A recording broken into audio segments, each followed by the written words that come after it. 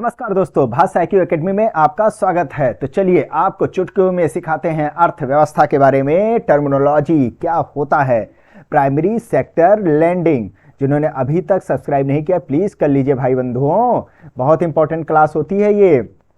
चलिए, प्राथमिक, ये हमेशा आप सुर्खियों में सुनते ही होते हैं प्राथमिक क्षेत्र। और प्राथमिक क्षेत्र में तो आपको मालूम ही होगा क्या क्या इसमें आ जाते हैं। इसमें कृषि क्षेत्र आ जाता है, सूक्ष्म लघु मध्यम उद्योग आ जाता है, ओके, MSME आ जाता है, आवास ऋण, शिक्षा ऋण, ये सभी चीजें इसमें शामिल कर ली जाती हैं प्राथमिक क्षेत्र उधारी में।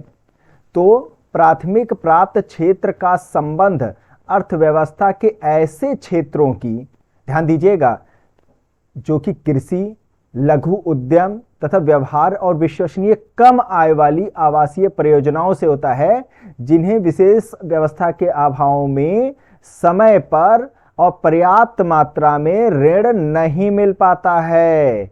यानी कि ऐसे जैसे कृषि का क्षेत्र हो गया, MSME क्षेत्र हो गया, इन सब को, या शिक्षा का क्षेत्र हो गया, निर्यात का क्षेत्र हो गया, तो इसमें टाइम पर, सही टाइम पर जितने जरूरत है उतना ऋण नहीं मिल पाता है, तो उनके लिए व्यवस्था की गई है। ओके, प्राथमिकता प्राप्त क्षेत्र, लैंडिंग इसे कहा गया है।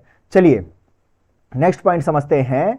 बैंकों को प्राथमिकता प्राप्त क्षेत्र को उधार अपनी सामान्य कारोबार परिचालन के रूप में ही देना होता है। जो सामान्य उनका कारोबार परिचालन चल रहा होता है उसी का आधार पर देना होता है, कारपोरेट सामाजिक उत्तरदायित्व के रूप में नहीं। यानी कि उनका एक दायित्व तो नहीं होता है कि हाँ भैया हम किसी के विकास के लिए, जैसे कि शिक्षा, भूख या कुपोषण, गरीबी, पर्यावरण संरक्षण, इन सब के ध्यान में रखते हुए वो अपना रुपया नहीं लगा रहा होता है इसमें। ओके, तो बस इतना ही आप इसमें समझ लीजिए कि जो क्षेत्र अछूते रह जाते हैं, ऋण उनको सही से नहीं मिल पाता है, उनको ऋण देने की इसमें व्यवस्था की गई है, खासकर प्राथमिक क्षेत्रों में।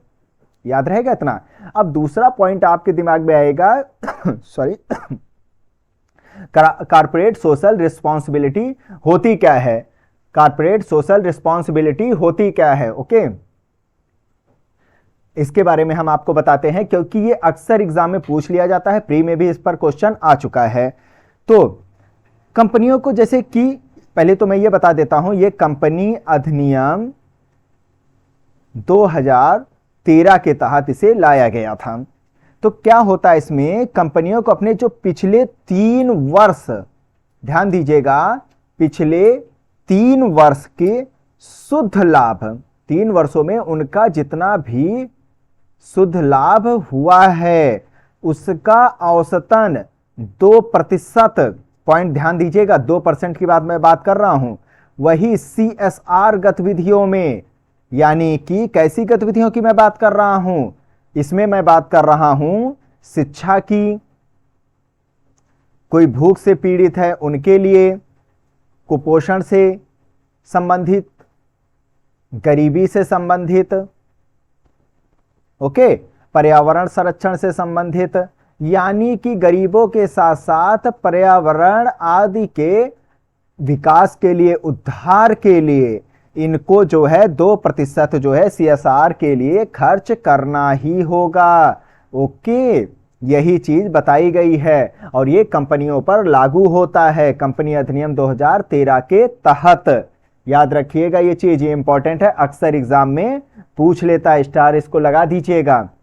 चलिए अब इस पर कुछ अहम बिंदुओं को हम बताते हैं, ये भी अक्सर पूछ लिया जाता है, कौन कौन से पॉइंट इसमें होते हैं। तो देखिए,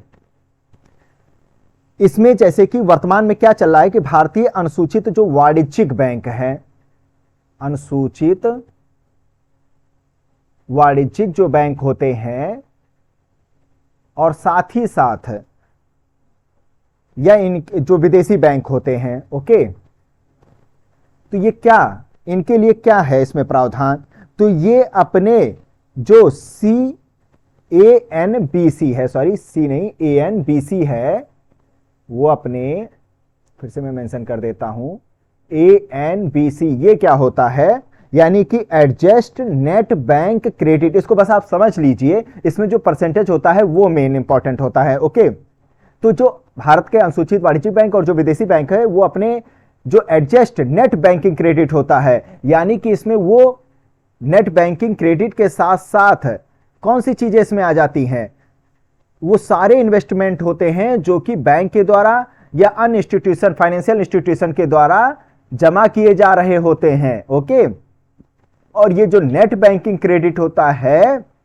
इसमें ये क्या होता है, जैसे कि किसी बैंक का कुछ रुपया होता है जिसे वो ऋण के रूप में दे सकता है, तो अपने टोटल ऋण में से वो, जैसे कि कोई बिल जारी करता है कोई बैंक और उस बिल पर वो रीडिस्काउंट लगा रहा होता है, तो उस रीडिस्काउंट को जो होता है इसमें से हटा दिया जाता है, टोटल ऋण में से घटा दिया जाता है। ओके, क्योंकि ये डिस्काउंट तो उसको आरबीआई दे देगा या तो अन्य इंस्टीट्यूशन, फाइनेंशियल इंस्टीट्यूशन उसको प्रोवाइड कर ही देंगे, तो इसको हटाने के बाद जो ऋण बचता है वही कहलाता है नेट बैंकिंग क्रेडिट कहलाता है। और इसके साथ साथ जो अलग इन्वेस्टमेंट होते हैं वही टोटल सब मिलकर बनता है एडजस्ट नेट बैंकिंग क्रेडिट।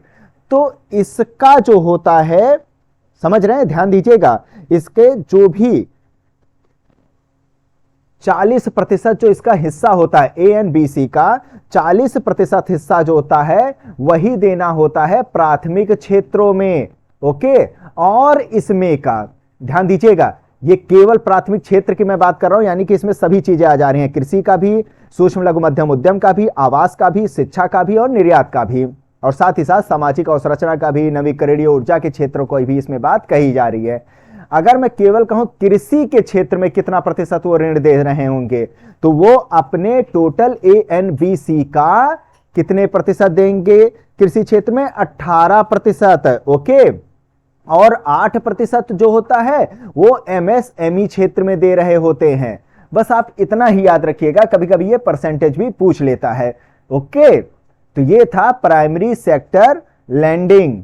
तो आप, आशा करता हूं आपको अच्छे से समझ में आ ही गया होगा। और कॉर्पोरेट सोशल रिस्पॉन्सिबिलिटी तो मोस्ट इंपॉर्टेंट है, इसका नोट्स आप जरूर बना लीजिएगा, जितना पॉइंट बताया बस इतना ही एग्जाम में पूछ लेता है। ओके, आशा करता हूं नेक्स्ट वीडियो के लिए आप सब्सक्राइब जरूर हमारे इस चैनल को कर लेंगे।